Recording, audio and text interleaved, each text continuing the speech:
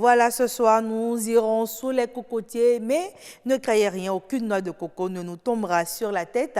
Avant de recevoir Marcel Gbetoro et son invité, nous allons d'abord suivre cet extrait du documentaire réalisé justement par Marcel Gbetoro elle-même.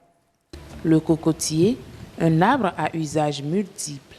Chaque partie de la plante est utilisée pour l'alimentation, la médecine, la cosmétique, la construction et la fabrication de divers objets.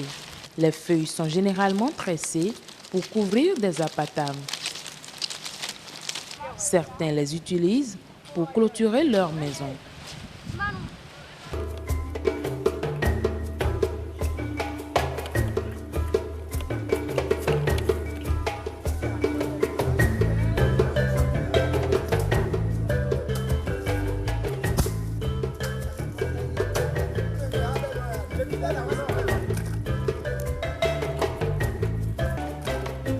La noix de coco, c'est une alimentation merveilleuse, très prisée. À l'intérieur, nous avons une eau qui est consommée comme breuvage et eau rafraîchissante. Au Bénin, le jus de coco est industrialisé et disponible sur le marché. Une fois séchée, la noix de coco est appelée copra. Elle est utilisée à plusieurs fins. Au Bénin, le litre d'huile de coco varie entre 1500 francs et 1700 francs CFA selon la disponibilité du coco. Ses vertus sont nombreuses. L'huile de coco, encore appelée huile de copra, c'est une huile végétale à base de l'albumine séché de noix de coco qu'on appelle copra. Il a été démontré que l'acide gras saturé contenu dans l'huile de coco, c'est l'acide laurique qui a des propriétés semblables au lait maternel. Pour les acteurs de la gastronomie, la noix de coco est un trésor.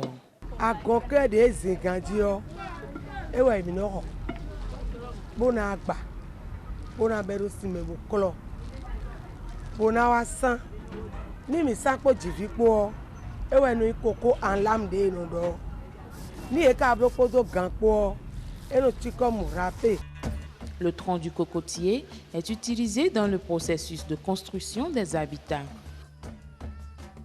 En plus d'être décoratif, il est réputé lourd, résistant et très fibreux. Alors, c'est à se demander si c'est à cause de toutes ces utilisations que nous n'avons presque plus de cocotiers, surtout si vous avez l'habitude de faire le tronçon Porto Novo Cotonou dans les années 90, on en avait beaucoup, mais aujourd'hui, on ne les observe pratiquement pas. Marcel Gbetoro, vous avez fait le même constat que moi? Belle question, pas que Porto Novo Cotonou, il faut juste voir à côté tout près ici, Fidrosset, et aller à Fidrosset, vous allez voir qu'il y a une très grande partie des cocoteries qui sont partis. Et c'est une grande question à laquelle on va essayer de répondre ce soir. Merci donc d'avoir choisi ce sujet. Ouais. Vous savez qu'au niveau de BB24, nous avons beaucoup d'amoureux de la noix de coco. J'espère que ce n'est pas à cause de vous que nous n'avons plus de coco. À cause de nous, parce que vous en consommez aussi. Je ne sais pas pourquoi vous me rejetez, mais en tout cas, moi, j'en consomme. Et je suis sûre que vous en consommez aussi. Je présente notre invité. Il s'agit de Romé Dekadjevi. Vous êtes ingénieur agronome. Bonsoir. Bonsoir à vous. Merci d'être avec nous. Je suis journaliste spécialiste des questions de l'environnement. Voilà. Ok, d'accord. Merci pour la correction, Marcel Gbetoro. Oui. On est entre nous. Est donc, parlons coco. Oui. Merci beaucoup à vous, Agnès Bello. Déjà, moi, je voudrais savoir, quand on parle de cocotier, est-ce qu'on peut refaire un petit état des lieux au niveau de cette espèce au Bénin? Oui, quand vous parlez de l'état des lieux, je pense que vous-même, vous avez bien dit à planter le décor. Le cocotier, pour ne pas dire coco nucifera, comme le disent même les scientifiques, fait partie de ces espèces-là qui sont inscrites sur la liste rouge de l'IUCN, de ces espèces-là en voie de disparition. Et donc le Bénin ne déroge pas quand même à cette règle-là, où on peut assister quand même à certaines pressions humaines sur les cocotiers, notamment dans les zones où on pourrait les trouver. Il y a quelques années, on constate que l'espèce n'existe plus en nombre comme il le faut. Bon, il y a forcément des raisons qui sont peut-être à la base de tout ça. Peut-être qu'on peut développer au cours de cette émission. Puisque c'est pour ça que nous sommes sur Oui, le plateau. d'abord, il y a l'exploitation l'exploitation humaine pour des causes d'habitation. Vous savez que l'espèce même entièrement est prisée, que ce soit au niveau de ses feuilles, que ce soit au niveau même du tronc, les fruits, les racines, de la tête jusqu'au tréfonds même du sol, l'espèce est utilisée. Et donc, vous pouvez voir que des populations qui sont peut-être dans le besoin de construction, par exemple, ont recours au tronc qu'ils découpent selon leur forme. C'est utilisé comme voilà, des matériaux de et construction. les utilisent pour les matériaux de construction. Et quand on quitte ce volet-là, il y a aussi que aujourd'hui, vous n'êtes pas sans savoir, vous avez un élément illustratif qui le dit si bien déjà, qui l'exprime si bien déjà. La noix même en elle-même aujourd'hui est utilisée fortement, demandée sur le marché. Et donc, à force d'utiliser, mais ne pas penser quand même à régénérer cette espèce-là. Et donc, cela va sans dire que cette espèce va disparaître si il n'y a pas des mesures d'accompagnement, des mesures quand même qui permettent quand même à d'autres plans de régénérer, de sortir des terres. D'accord. Pour toutes ces raisons que vous avez évoquées, laquelle vous paraît prépondérante? Est-ce l'installation des populations aux alentours de ces cocoteraies-là qui met en danger? C'est justement ça. Quand vous prenez par exemple une zone comme Fidjioser aujourd'hui, il y a de cela quelques années, ce n'était pas une zone habitée. Mais aujourd'hui, c'est des zones qui sont habitées par les populations. Et donc, très facilement... des zones chics. Justement, très facilement, oui, puisqu'on a aussi peut-être, je ne sais pas si c'est une chance ou une malchance, qu'il y a encore un projet qui traverse encore, disons, c'est la route des pêches qui traverse encore ces localités. Donc, si on ne prend garde, cela voudra dire que les années à venir, il ne faudrait pas venir encore sur ce plateau pour se plaindre de ce que ces espèces sont en voie de disparition. Non, mais je ne comprends pas votre inquiétude. Oui. Est-ce que la voie ne peut pas justement cohabiter avec ces cocotiers? Oui, mais la voie peut cohabiter avec ces cocotiers, mais le fait est que c'est les populations qui exercent la pression sur ces cocotiers. Ce n'est pas, en fait, l'érection de la voie à côté de ces cocotiers qui pose problème. Oui. Mais une fois la voie érigée, il y a que ça attire forcément une croissance au niveau des populations qui érigent leurs habitations ça et là. Et donc,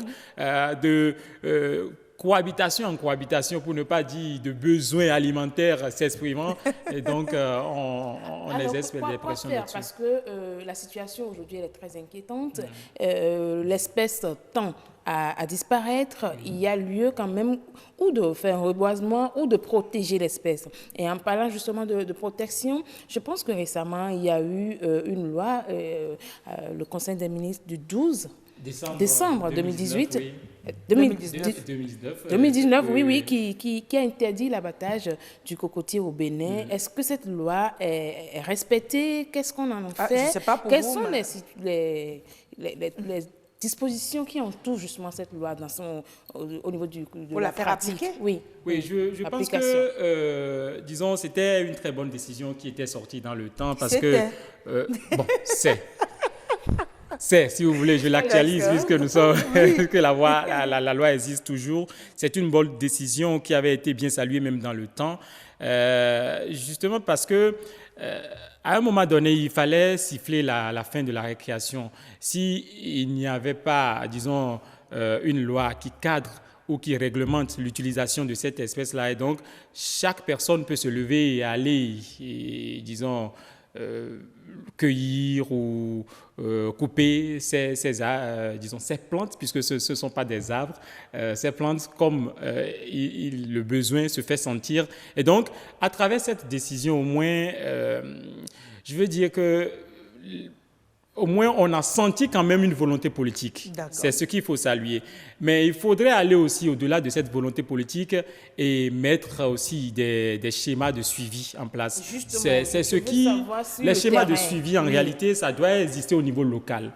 Bon, il faut dire aussi que depuis que cette décision a été prise, je n'ai pas encore eu l'occasion d'aller faire encore un autre constat pour voir est-ce que entre-temps les pressions ont diminué de la part des populations. Donc, il ne faudrait pas qu'autour de ce plateau qu'on avance quand même des thèses qui ne correspondent pas forcément aux réalités du terrain. Et donc, dans ce sens-là, je pense que c'est aux autorités locales de chacune de ces localités traversées par ces zones côtières qui abritent ces espèces qui doivent veiller normalement à la mise en application de cette décision. C'est-à-dire qu'ils doivent voir au niveau des chefs quartiers, par exemple, au niveau des CA, par exemple. Des CA qui veillent régulièrement. Des dispositions. Voilà.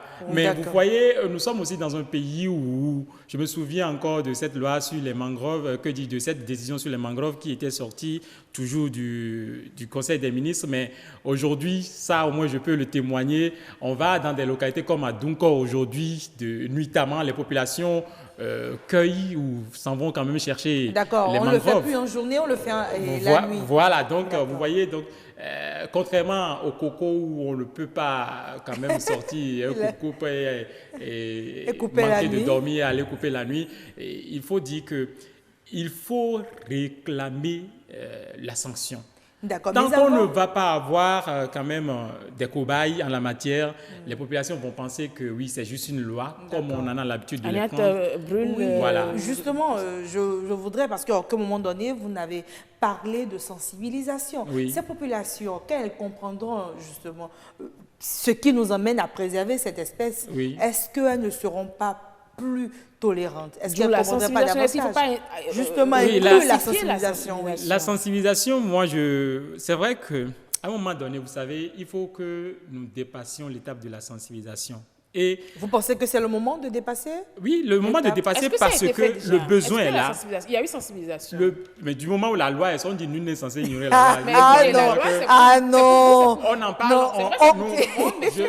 Par exemple, il y a cette population analphabète peut-être qui ne maîtrise pas le contenu de cette loi. C'est peut-être le lieu de faire peut-être ce plaidoyer-là à l'endroit peut-être de nos organes de presse parce que cette sensibilisation va forcément aussi passer par nous, acteurs des médias. Et donc, il faut peut-être prier et attendre peut-être de nos locuteurs en langue, de nos locuteurs des différentes rédactions, de s'intéresser par exemple à cette question-là pour faire parvenir le message et l'information aux populations locales. Au-delà de cette sensibilisation, moi je pense que l'espèce, on doit l'utiliser en fait. 30 secondes, ça serait votre chute? Oh, mais tout de suite. L'espèce, on doit l'utiliser. Donc, dans ce sens-là, il faut prévoir une palliative pour ces populations. L'autre aspect aussi, c'est de leur apprendre quand même à savoir planter. Parce qu'il ne sert à rien de consommer. Le reboisement. Oui, justement. L'espèce, il faut apprendre à mettre en telle espèce la noix en question. Alors, Romain de Kadjevis, c'est vrai qu'on a beaucoup de choses à dire sur le cocotier, surtout comment faire pour préserver cette espèce-là au Bénin, parce que les avantages liés justement à l'existence du cocotier sont énormes, tant sur le plan consommation, production et aussi environnement. Alors, ce que nous allons demander, c'est de continuer par sensibiliser, mais aussi penser à la répression pour ceux-là qui sont des éternels récidivistes, comme on le dit tout simplement. Aniat Bello? Oui, moi, ma conclusion plutôt, c'est de demander à ceux qui sont dans ce secteur-là d'aller peut-être beaucoup plus vers une production. Il faut qu'ils se créent leur propre forêt, leur propre champ, en quelque sorte, de cocoterie, et que les scientifiques peut-être les accompagnent vers une reproduction véritable. Je pense que ça doit faire l'objet d'un deuxième plateau, parce qu'il y a beaucoup de choses à dire. Machel Guetoro, c'est une promesse. Mesdames et messieurs. D'accord.